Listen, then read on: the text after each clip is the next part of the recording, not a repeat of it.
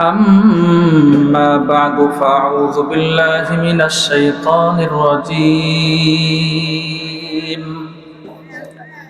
بسم الله الرحمن الرحيم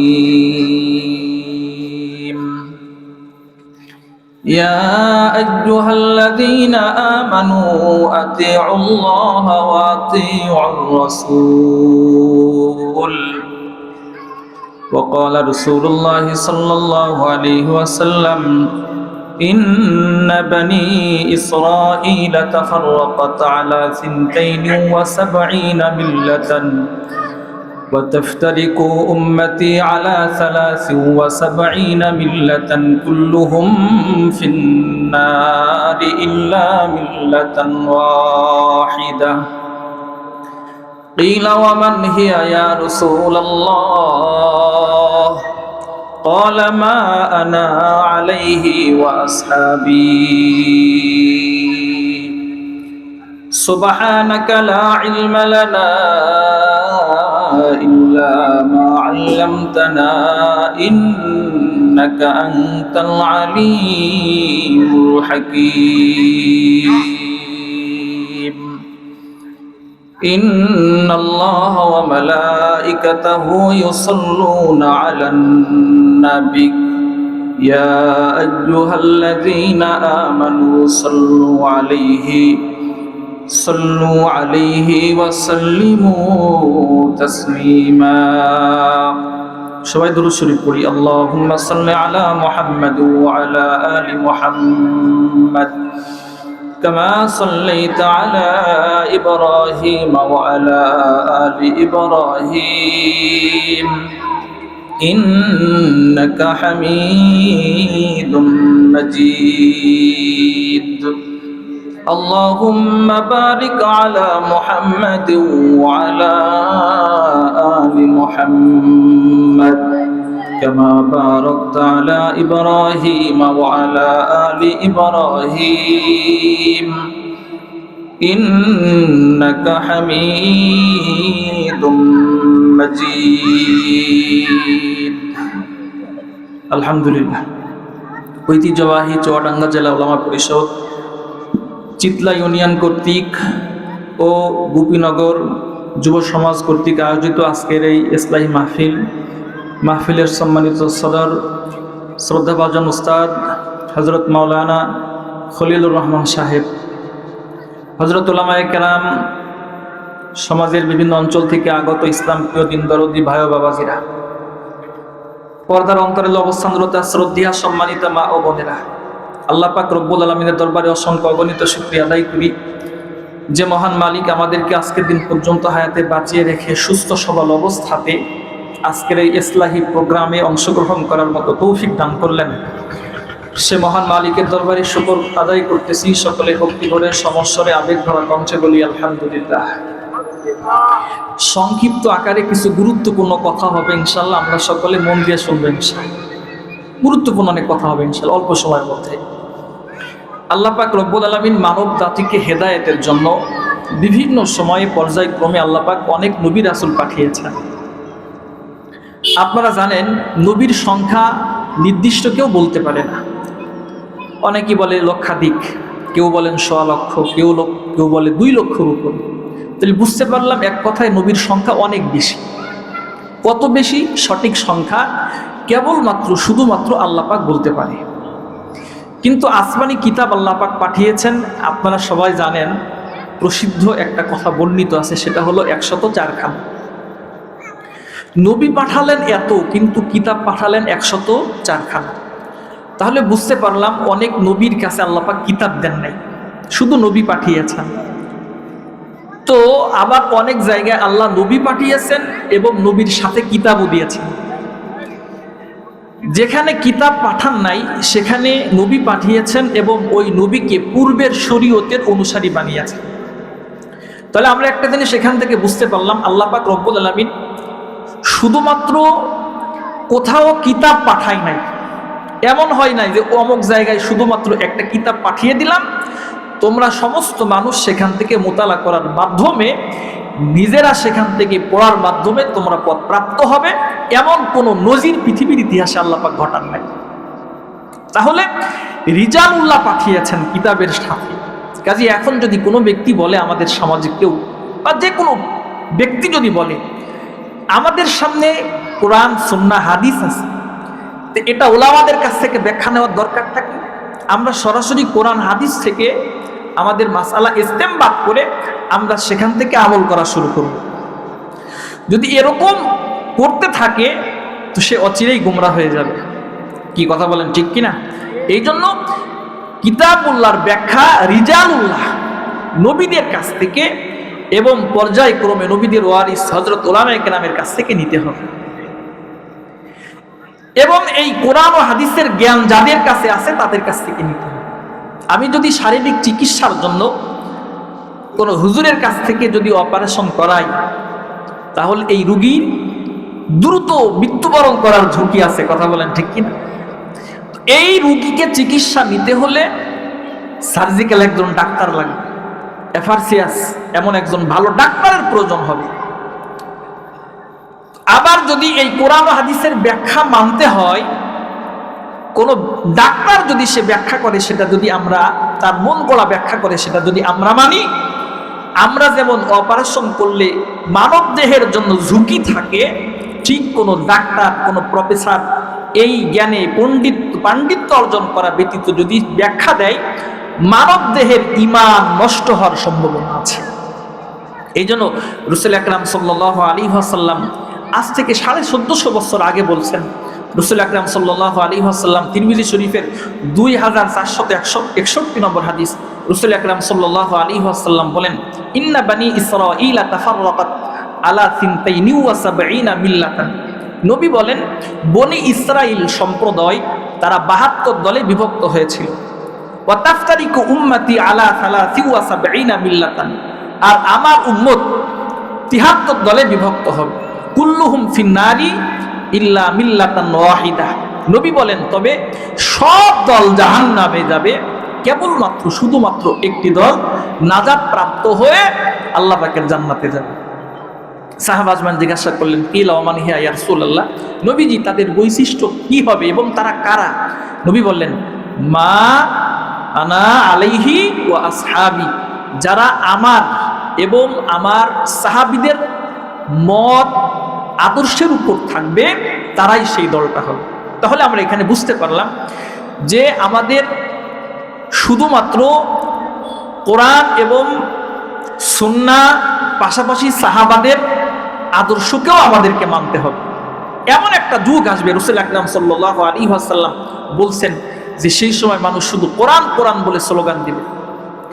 সুন্দর একটা স্লোগান না? আমাদের সামনে কোরআন আছে, কোরআন থাকতে হাদিস মানব। কিন্তু আমাদের বৈশিষ্ট্য হলো, আমাদের পরিচয় হলো, আমরা হলাম আহলুস সুন্নাতি ওয়াল জামাত।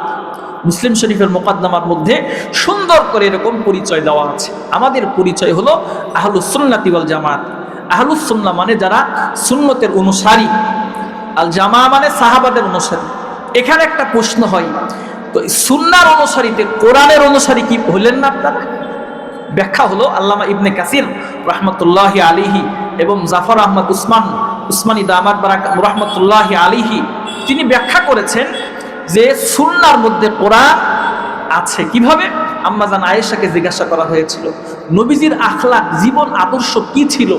আম্মা জান বলছিলেন, আফাতাকরাউনাল কিতাব, তোমরা কি কোরআন পড়ো না, কিতাব পড়ো না?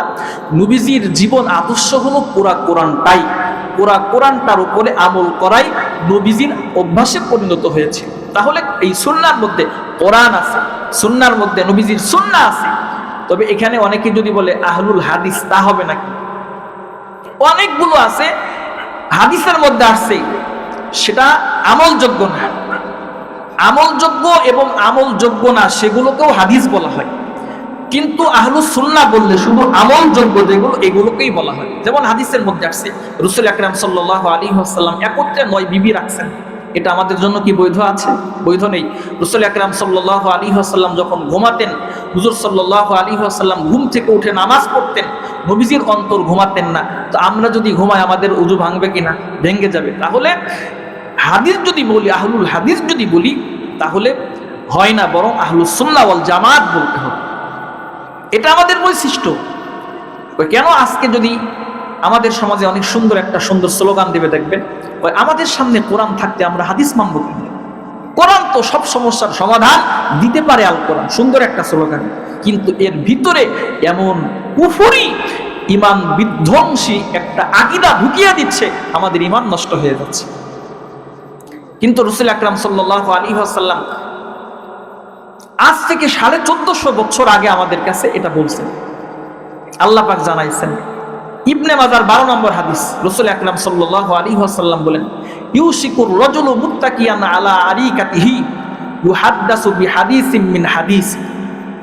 নবী বলেন, কোন ব্যক্তি যখন তার আসনে হেলান দিয়ে বসে থাকবে, যখন তার সামনে হাদিস পেশ করা হবে আমার হাদিস সমূহ থেকে কোন হাদিস, ফায়াকুলু, তখন সে বলবে, বাইনানা ওয়া বাইনাকুম কিতাবুল্লাহি আযজা ওয়া জাল্লা, আমাদের মাঝে এবং তোমাদের মাঝে আল্লাহ পাকের কিতাব আছে, কোরআন শরীফ আছে। ফামা ওয়াজাদনা ফীহি মিন হালালিন ইস্তাহলালনাহু, সুতরাং কোরআন থেকে যেটাকে হালাল জানবো আমরা সেটাকে হারাম মনে করব। তারা বলবে, ওয়ামা ওয়াজাদনা ফীহি মিন হারামিন হারামনাহু, এবং এই কোরআন থেকে যেটা হারাম জানবো সেটাকেই শুধু হারাম মনে করব। নবী আবার বলেন, আলা ওয়া ইন্নামা হাররামা রাসূলুল্লাহি সাল্লাল্লাহু আলাইহি ওয়াসাল্লাম মিসলু মা হাররামাল্লাহ। মুসলমান ভাইরা রে আমার, আল্লাহ রাব্বুল আলামিন বলেন, আল্লাহর নবী বলেন, জেনে রাখো ওই সম্প্রদায় যখন এই সুন্দর স্লোগান দিবে, আমাদের সামনে কোরআন থাকতে আমরা হাদিস কেন মানবো, সুন্নাহ কেন মানবো? নবী সাল্লাল্লাহু আলাইহি ওয়াসাল্লাম তাদেরকে ধমক দিয়ে বলেন, জেনে রাখো যে সমস্ত বিষয়াদি আল্লাহ রাসূল হারাম করবে, ওই বিষয়টা আল্লাহ হারাম করলে যেমন হারাম হবে, নবী হারাম করলেও সেরকম হারাম হবে। তাহলে শুধুমাত্র কেউ যদি বলে আমি কোরআন মানি কিন্তু সুন্নাহ হাদিস মানি না, এই হাদিসের আলোকে সে সরাসরি কাফের হবে। তাহলে আমাদের পরিচয় হলো আমরা হলাম আহলুস সুন্নাতি ওয়াল জামাত। আমরা হলাম কি বাপ? আহলুস সুন্নাহ ওয়াল জামাত।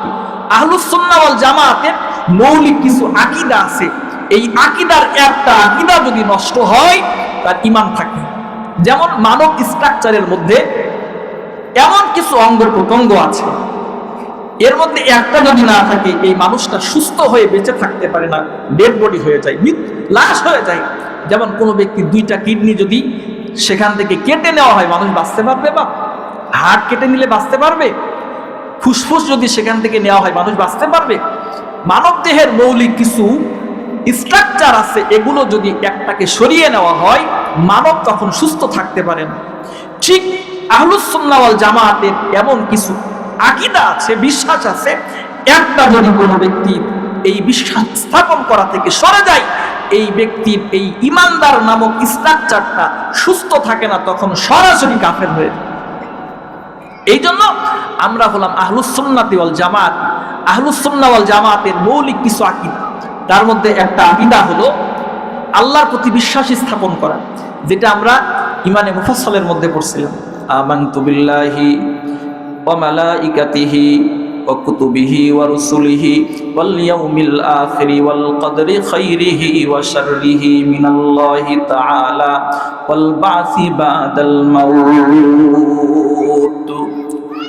মুসলমান ভাইরা রে আমার, আমাদের আহলুস সুন্নাহ ওয়াল জামাতের মৌলিক কিছু আকীদা আছে, যে সমস্ত আকীদার মধ্যে কোনো ব্যক্তি যদি একটা আকীদা কোনো ব্যক্তি সুন্দর করে না রাখতে পারে, আল্লাহ পাক রব্বুল আলামিনের সামনে বড় মুসল্লি সে যদি সাজে, কিন্তু আল্লাহ পাক রব্বুল আলামিনের কাছে সেই মুসল্লি সাজার কোনো দাম নাই। তাহলে 1 নম্বর আকীদা হলো আল্লাহর প্রতি বিশ্বাস স্থাপন করা। কি বিশ্বাস? আল্লাহ আমাদের রব, রবুবিয়াতের স্বীকৃতি দিতে হবে, আল্লাহ আমাদের রব। 2 নম্বর ইলাহিয়া, আল্লাহ আমাদের ইলাহ, আল্লাহ পাক আমাদের ইলাহ, আল্লাহ পাক রব আমাদের। সূরা হামিম সাজদার 30 নম্বর আয়াতের মধ্যে আল্লাহ পাক রব্বুল আলামিন বলছেন, আল্লাহকে রব হিসাবে স্বীকৃতি দিলে কি লাভ?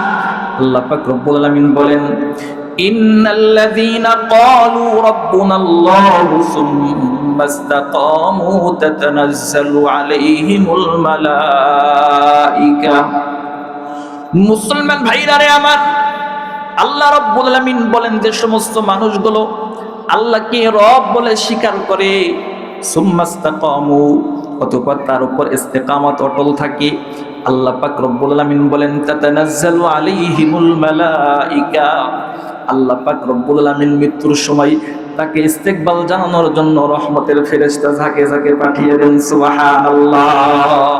তাহলে রবকে এই রবের মধ্যে অন্য কোন ব্যক্তিকে বিশ্বাস শরীক স্থাপন করা যাবে না। আমাদের ইলাহ এক। আল্লাহ পাক কোরআন শরীফের মধ্যে বলেন ওয়া ইলাহুকুম ইলাহু ওয়াহিদ, তোমাদের ইলাহ তো এক ইলাহ, কাজে আমাদের আল্লাহ এক। আল্লাহ পাক কোরআন শরীফে অন্য আয়াতের মধ্যে বলেন কুল হুয়াল্লাহু আহাদ, বলেন আল্লাহ এক। এই জন্য আল্লাহর সঙ্গে কাউকে বিশ্বাস স্থাপন করার সাথে সাথে কাউকে কিন্তু শরীক স্থাপন করা যাবে না। যারা বলেন ঠিক কিনা? মুসলমান ভাইরা রে আমার, আবার আল্লাহর প্রতি এই বিশ্বাস স্থাপন করতে হবে রিজিকের মালিক শুধুমাত্র কেবলমাত্র একমাত্র আল্লাহ, নাকি আমার গুরু? রিজিক দেন কে জোরে বলেন? হায়াত দেন কে জোরে বলেন? আমাদের মান সম্মানের মালিক কে জোরে বলেন? গায়েবের খবর কে জানেন জোরে বলেন? নাকি গুরু জানে, নাকি আমার পীর সাহেব জানে, নাকি আমার খাজা বাবা জানে? যদি কোনো ব্যক্তি এই বিশ্বাস স্থাপন করে আল্লাহ ছাড়া অন্য কোনো ব্যক্তি আমার গুরু গায়েবের খবর জানে, সঙ্গে সঙ্গে সে কাফের হয়ে যাবে। সূরা আনআমের আল্লাহ পাক 59 নম্বর আয়াতের মধ্যে বলেন ওয়া ইনদাহু মাফাতিহুল গায়ব লা ইয়ালামুহা ইল্লা হু, আল্লাহ বলেন গায়েবের খবর শুধুমাত্র কেবলমাত্র আল্লাহর কাছে আছে। তাহলে সেজদার উপযুক্ত সব ক্ষেত্রে রবের একমাত্র উপযুক্ত কেবলমাত্র আল্লাহ পাক রব্বুল আলামিন। কি কথা বলেন ঠিক কিনা? সেজদাও পাবে আল্লাহ পাক। দুনিয়াতে একজন বিবি যদি তার স্বামী বিবাহ করতে যায়, কথার কথা মনে করেন, স্ত্রী মেনে নিবে? সামান্য একটা দুর্বল মানুষ তার সাথে অন্য শরীককে স্বামী স্থাপন করবে, সে মানতে পারে না। আহকামুল হাকিমিন এত গায়রত কম হয়ে গেল যে তার সাথে শিরিক করবেন, আরেকজনকে তার সাথে আরেকজন ব্যক্তিকে সেজদা দিবেন, আল্লাহকে রব হিসাবে সেজদা দেওয়ার পাশাপাশি অন্যকে সেজদা দিবেন, সরাসরি শিরিক হবে, সরাসরি শিরিক হবে। এই জন্য রব হিসাবে আল্লাহকে স্বীকৃতি দেওয়ার পরে অটল থাকার অর্থ হলো আল্লাহর সাথে কোনো ব্যক্তিকে কোনো বস্তুকে শিরিক স্থাপন করা যাবে না। কোনো ব্যক্তি যদি শিরিক স্থাপন করে ও সরাসরি, তার বড় জুব্বা থাকতে পারে, পাগড়ি থাকতে পারে, সরাসরি সে কাফের হয়ে যাবে। এই জন্য আল্লাহর সাথে শিরিক স্থাপন করা যাবে না। কেন? আল্লাহ পাক রব্বুল আলামিন এই শিরিকের গুনাহকে আল্লাহ পাক মাফ করেন না। সূরা নিসার 48 নম্বর আয়াতের মধ্যে আল্লাহ পাক বলেছেন ইন্নাল্লাহা লা ইয়াগফিরু আই ইউশরাকা বিহি ওয়া ইয়াগফিরু মা দুনা যালিকা লিমান ইয়াশা। মুসলমান ভাইরা রে আমার, আল্লাহ রাব্বুল আলামিন বলেন, আল্লাহ পাক রব্বুল আলামিন তার সঙ্গে শিরিক স্থাপন করাকে মাফ করেন না। কিন্তু যদি শিরিকের গুনাহ না থাকে আল্লাহ পাক রব্বুল আলামিন ইচ্ছা করলে কোনো ব্যক্তিকে মাফ করে দিতে পারে। শিরিক করা যাবে না। কয় কেন? সেজদার একমাত্র উপযুক্ত আমাদের আল্লাহ। কথা বলেন ঠিক কিনা? বুখারী শরীফের 1370 নম্বর হাদিস, রাসূল আকরাম সাল্লাল্লাহু আলাইহি ওয়াসাল্লাম বলেন লানাল্লাহুল ইয়াহুদা ওয়ান নাসারা ইত্তাখাযু কুবুরা আমবিয়াইহিম মাসাজিদা। নবী বলেন আল্লাহ পাক ইহুদি খ্রিস্টানদেরকে লানত করেছেন এই জন্য যে তারা তাদের নবীদের কবরকে সিজদার স্থান বানিয়েছে।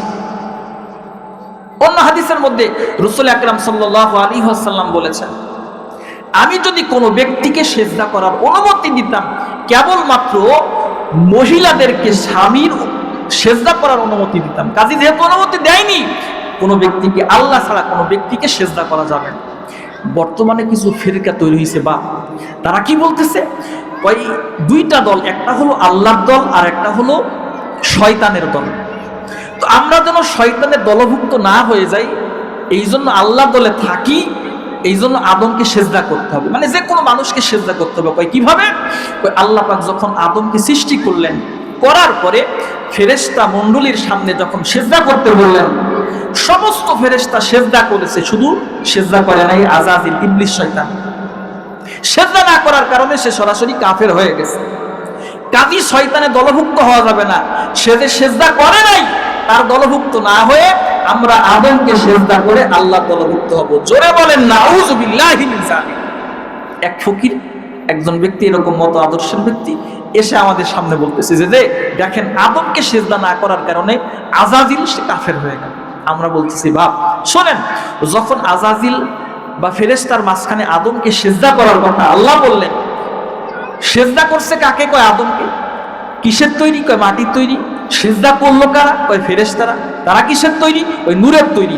আপনি যে গুরুকে সিজদা করতেছেন, গুরু কিসের তৈরি? কয় মাটির তৈরি। আপনি কিসের তৈরি? কয় মাটির তৈরি। তাহলে মাটিকে সিজদা করছে, এটা তো হয় নাই। বরং ফেরেশতারা আদমকে সিজদা করছে, নূর মাটির তৈরি আদমকে সিজদা করছে। তাহলে আপনারা যে উল্টা করলেন, আল্লাহ ওই সময় যেটা করছে তার বিরুদ্ধচরণ আপনারাই তো করলেন। অত প্রশ্নের উত্তর দিতে পারবো না, আমাদের গুরু কইছে। কি করছে? কে বলছে? গুরু বলছে। কিন্তু নবীজি তিরমিজি শরীফের একেবারে শেষ প্রান্তে হাদিসের মধ্যে আসছে, ফাংজুরু আম্মান তাখুযুনা দীনাকুম। নবী বলেন তোমরা খেয়াল করবে, লক্ষ্য করবে কার কাছ থেকে দিন নিচ্ছ, এই চিন্তা ভাবনা করে দিন গ্রহণ করবে। আজকে বাজারে গেলে, সবজি কিনতে গেলে, সামান্য সবজি ক্রয় করতে গেলে কত যাচাই করা লাগে। আর দিন শরীয়ত মানার ক্ষেত্রে কেউ একটা মতবাদের কথা বলতেছে, আমরা সে সমস্ত মতবাদ বিশ্বাস স্থাপন করি, ঈমান পর্যন্ত হরণ হয়ে যাবে। কথা বলেন ঠিক কিনা? এই জন্য 1 নম্বর আল্লাহর প্রতি বিশ্বাস স্থাপন করা, আমানতু বিল্লাহি ওয়া মালাইকাতিহি। 2 নম্বর ফেরেশতাদের প্রতি বিশ্বাস স্থাপন করা। 3 নম্বর কিতাবের প্রতি বিশ্বাস স্থাপন করা। আসমানি সমস্ত কিতাব সঠিক। আবার যখন কোরআন আসছে, আল্লাহ পাক এই কোরআনের মাধ্যমে আসমানের সমস্ত অন্যান্য কিতাবগুলোকে কোরআনের মাধ্যমে বয়ান করে দিয়েছেন। কোরআনকে আল্লাহ পাক রব্বুল আলামিন কিয়ামত পর্যন্ত চালু রাখবেন। সমস্ত কিতাবের প্রতি বিশ্বাস স্থাপন করতে হবে এবং কোরআনুল কারীম আল্লাহ পাকের কিতাব কালাম, এই বিশ্বাসও স্থাপন করতে হবে।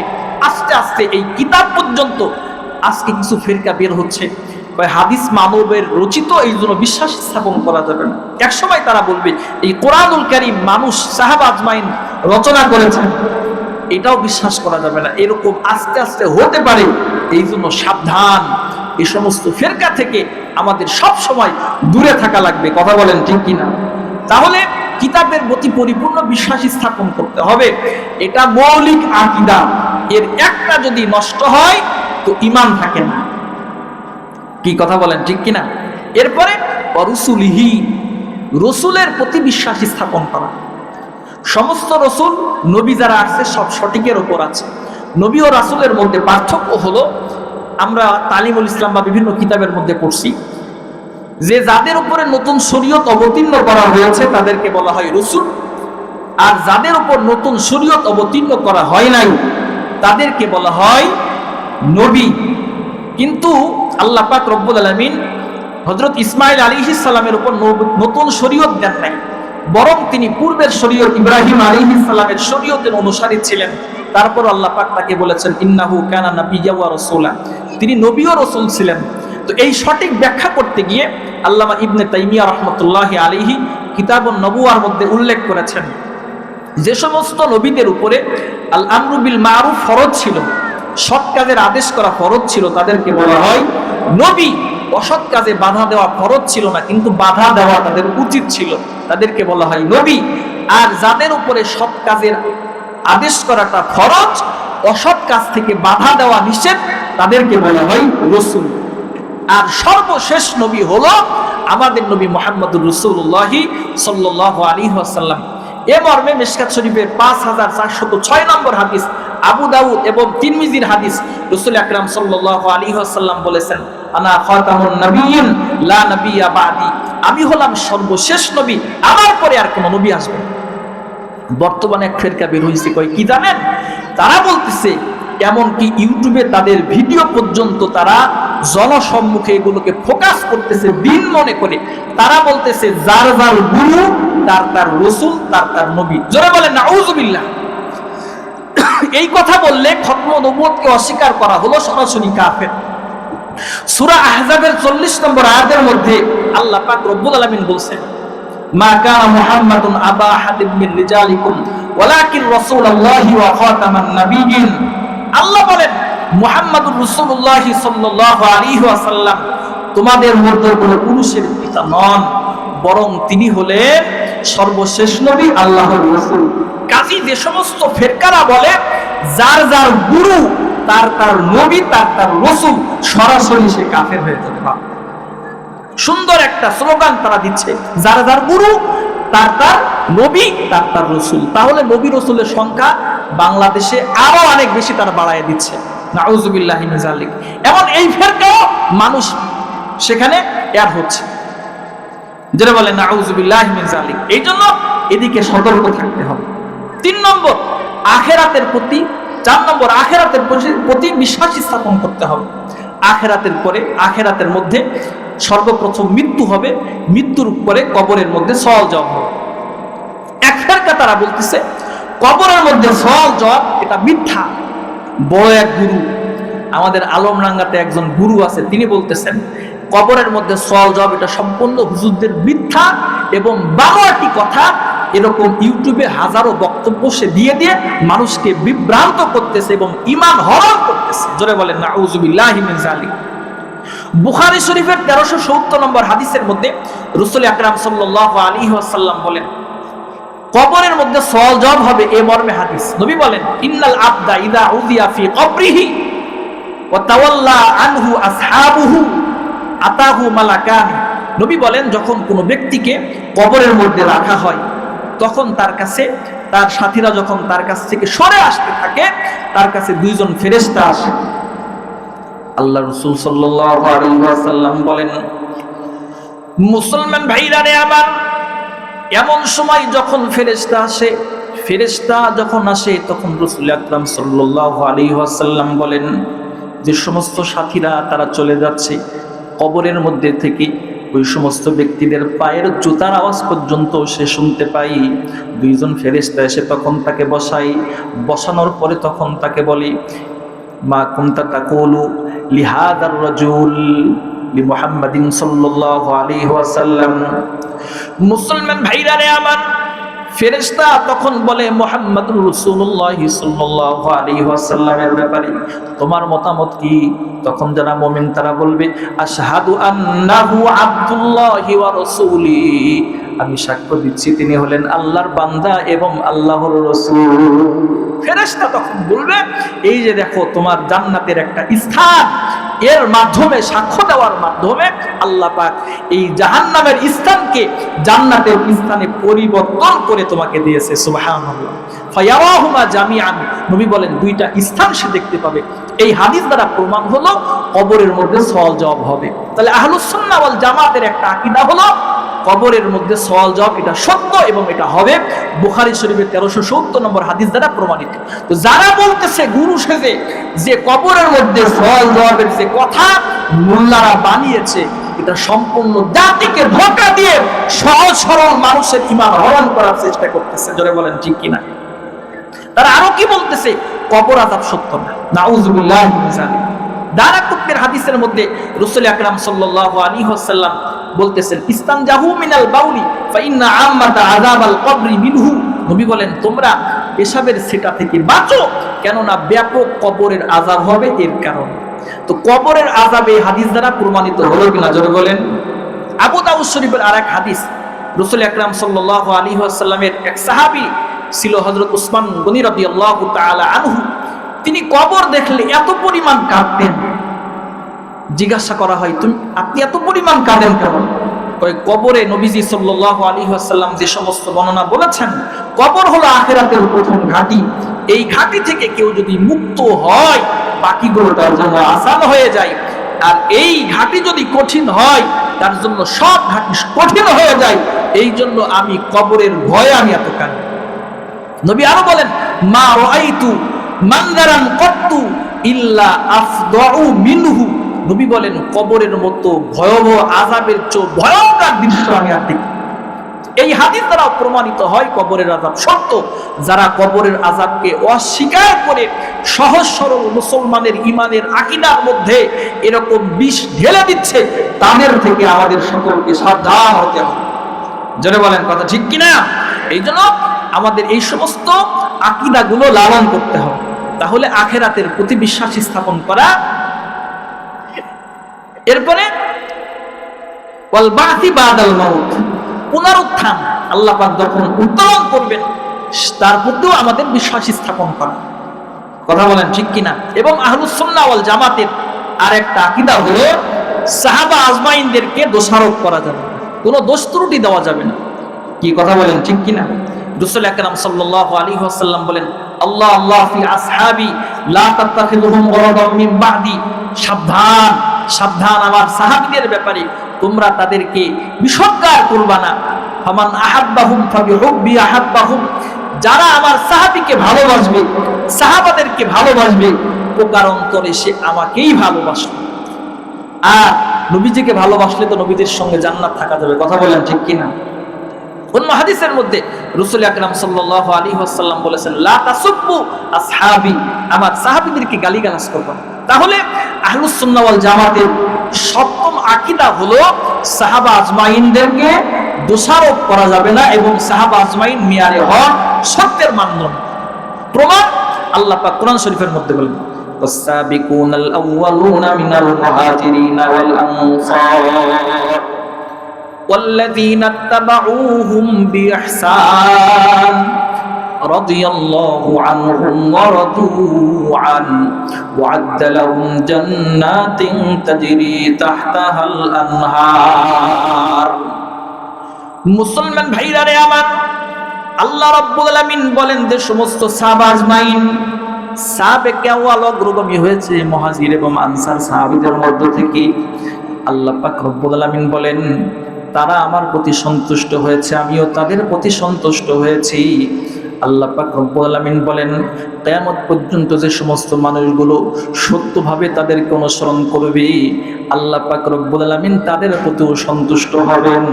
ওয়া'আদ্দা লাহুম জান্নাতিন তাজরি তাহতাহাল আনহার, আল্লাহ বলেন এবং তাদের জন্য এমন জান্নাত প্রস্তুত করে রেখেছি যে জান্নাতের পদদেশ দিয়ে নহরসমূহ প্রবাহমান থাকবে। সুবহানাল্লাহ।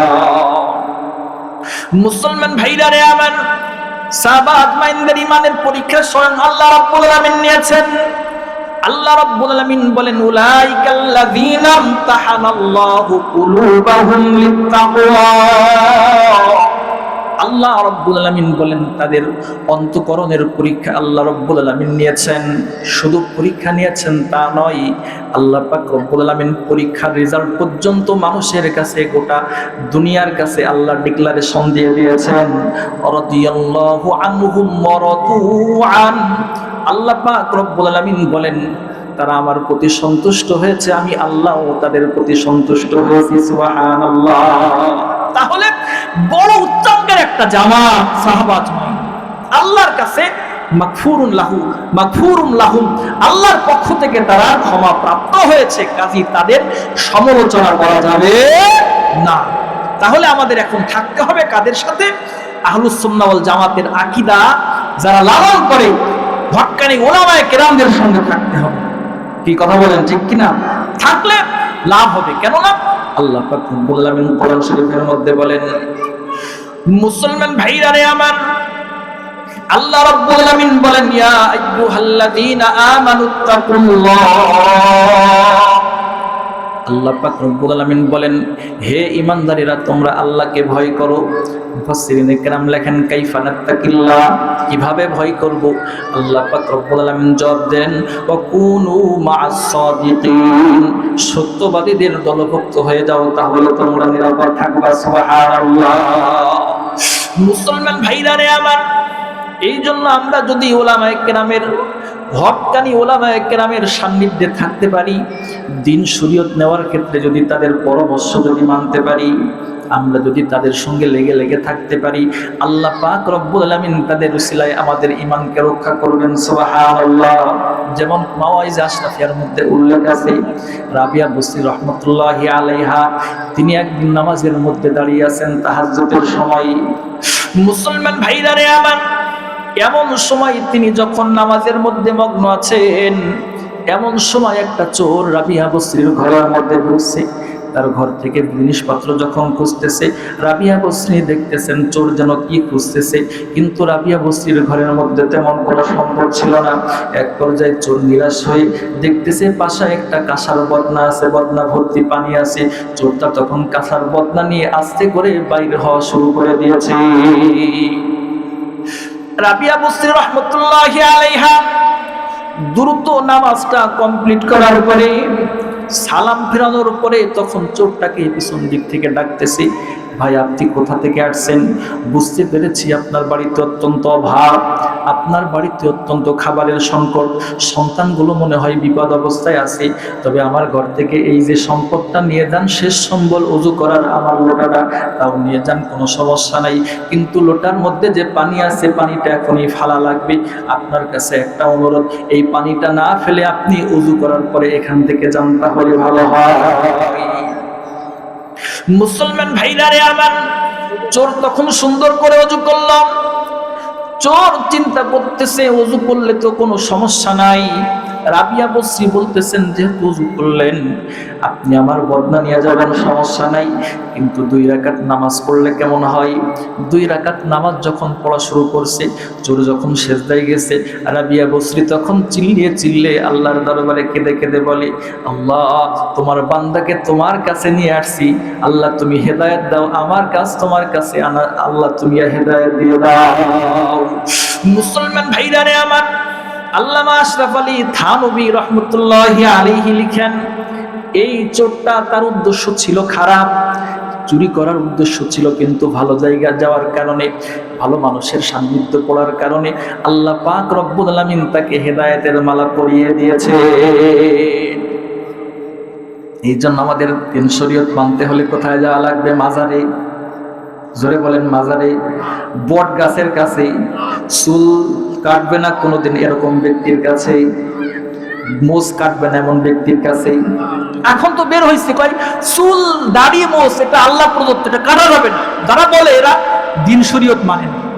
অথচ মুসলিম শরীফের 564 হাদিসের মধ্যে রাসূল আকরাম সাল্লাল্লাহু আলাইহি ওয়াসাল্লাম বলেন, খালিফুল মুশরিকিন, মুশরিকদের বিরুদ্ধাচরণ করো, আহফুস শাওয়ারিবা, মোজকে খাটো করো। আর তারা বলতেছে মোজ রাখতে হবে, এটা শরীয়ত। মানুষকে এই ভূগোল বোঝাচ্ছে। আর আমার দেশের সরল সহজ মানুষগুলো তাদের এই ট্যাবলেট গুলো খাওয়া আরম্ভ করে দিয়েছে। কথা বলেন ঠিক কিনা? এই জন্য দিন শরীয়ত মানার জন্য এরকম বটগাছ মার্কা হুজুরের কাছে, বটগাছ মার্কা ব্যক্তির কাছে যাবেন না, যারা কোরআন শুদ্ধ পড়তে পারে না। বলে সূরা আনামের অমুক আয়াত নম্বর এটা আছে, ওটা আছে, সেটা আছে, দেখা যায় সে তার মন গড়া ব্যাখ্যা করতেছে। কি কথা বলেন ঠিক কিনা?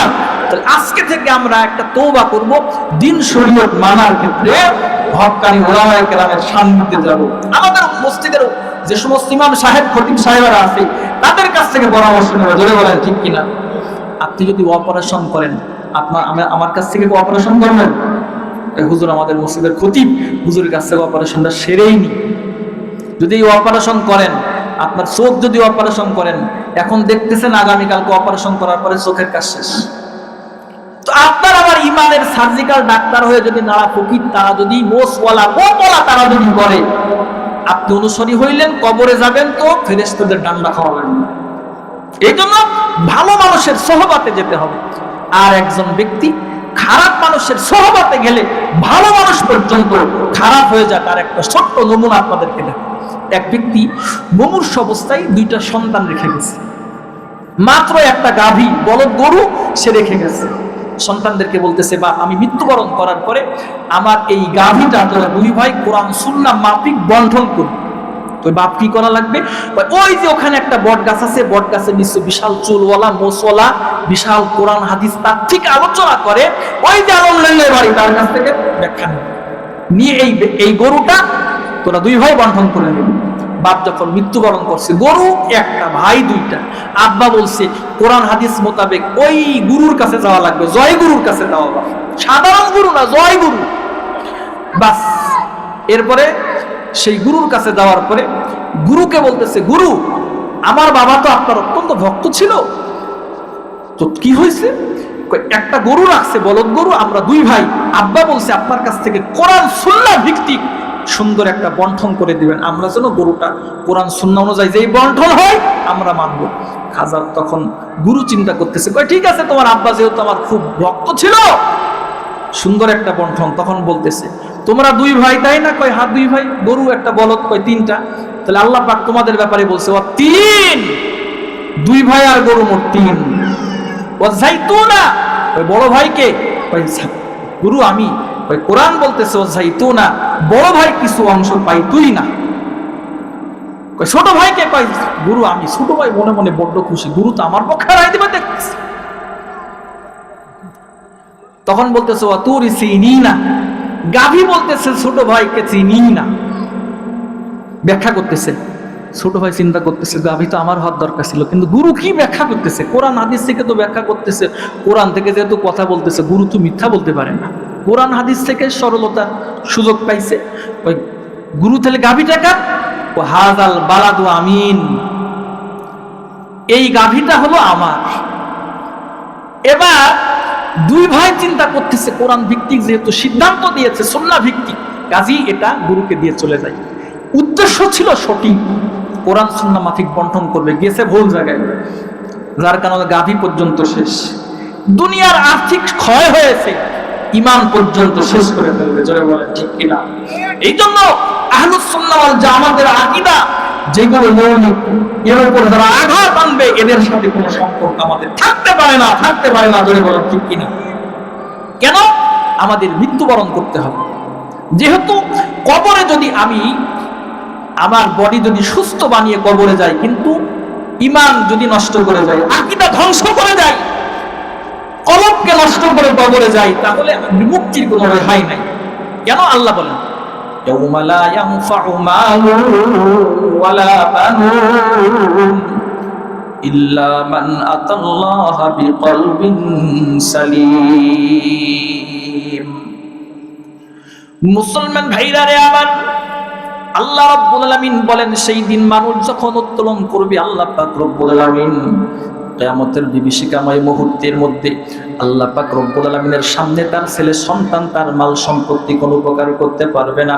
তবে কোনো ব্যক্তি যদি ফ্রেশ, নির্ভেজাল, নিরেট, স্বচ্ছ, কলবে সালিম যদি আল্লাহর সামনে উপস্থাপন করতে পারে, আকীদা শুদ্ধ করে যদি কলবটাকে সুন্দর করে, আমলকে শুদ্ধ করে যদি কলবটা সুন্দর করে উত্থাপন করতে পারে, আল্লাহর কাছে সেই সমস্ত মানুষগুলো নাজাত প্রাপ্ত হয়ে যাবে। সুবহানাল্লাহ। মরতে তো হবে বা, এই জন্য মরার আগে অন্তরকে শুদ্ধ করতে হবে। এই সমস্ত যারা ভণ্ডামি করে কোরআন হাদিসের নামে, তাদের সাথে আমাদের কোনো সম্পর্ক থাকবে না ইনশাআল্লাহ। কথা বলেন ঠিক কি?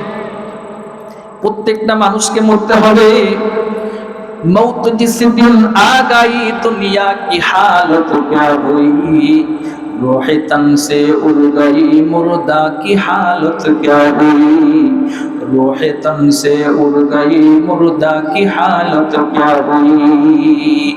जब मलाकुल मौत आवेगे तुम्हारे सामने, फिर तुम्हें फरसत ना मिलेगी लब हिलाने के लिए, फिर तुम्हें फरसत ना मिलेगी लब हिलाने के लिए। कैसे कैसे ताजदारो बादशाह चल बसी, ओ खजीना बाला खाना शान शौकत क्या हुआ, ओ खजीना बाला खाना शान शौकत क्या हुआ। कैसे कैसे ताजदारो रानिया शहजादिया, तन बदन सब गल गया है शक्ल सूरत क्या हुआ, तन बदन सब गल गया है शक्ल सूरत क्या हुआ। মুসলমান ভাইরা রে আমার, আমাদের এই দুনিয়া থেকে একদিন প্রত্যেকটা মানুষকে যাওয়া লাগবে। এই জন্য দুনিয়া থেকে যাওয়ার আগে অন্তরটাকে ফ্রেশ করার জন্য, আকীদাকে সুন্দর করার জন্য, আমলকে সুন্দর করার জন্য, যে সমস্ত মানুষগুলো সুন্দর কথা বলে, কোরআন হাদিস ভিত্তিক কথা বলে, যে সমস্ত মানুষগুলো আল্লাহ এবং আল্লাহ রসুলের আদর্শের কথা বলে, সহিহ কথা বলে, তাদের সঙ্গেই আমাদের সম্পর্ক স্থাপন করা লাগবে। যারা বলেন ঠিক কিনা? এই জন্য নবী বলেন আলাইকুম বিমুজালাসাতিল উলামা। নবী আপনি বলেন তোমাদের উপর আবশ্যক হলো ওলামাদের মজলিসকে আঁকড়ে ধরা। এই জন্য হক্কানি ওলামায়ে কেরামের মজলিসে আমরা সবসময় যাতায়াত করবো, জোরে বলেন ঠিক কিনা? মুসলমান ভাইরা রে আমার, এ দুনিয়ার টাকাওয়ালা, দুনিয়ার সাম্রাজ্যওয়ালা, মনে রাখবেন আপনার বডি একদিন মাটির সঙ্গে মিশে যাবে। আপনার বডি যদি সুস্থ অবস্থায় কবরে যান বা অসুস্থ অবস্থায় কবরে যান, কোনো ঝামেলা নাই। সুস্থ অবস্থায় কবরে গেলেও মাটিতে বডি খেয়ে ফেলবে, অসুস্থ অবস্থায় কবরে গেলে মাটিতে খেয়ে ফেলবে। কিন্তু অসুস্থ আত্মা নিয়ে, অসুস্থ আকীদা নিয়ে যদি কবরে যান, জাহান্নাম ছাড়া কিন্তু উপায় থাকবে না। মুসলমান ভাইরা রে আমার, দুনিয়াতে শারীরিক চিকিৎসার জন্য আমরা জাস্টিফাই করি। চুয়াডাঙ্গা এফআরসিএস কোনো ডাক্তার আছে কিনা, এমবিবিএস কোনো ডাক্তার আছে কিনা দেখে না। ঢাকায় আরো সুন্দর চিকিৎসা সেখানে যাই, ঢাকার চেয়েও ভেলোরে আরো সুন্দর চিকিৎসা সেখানে যাই।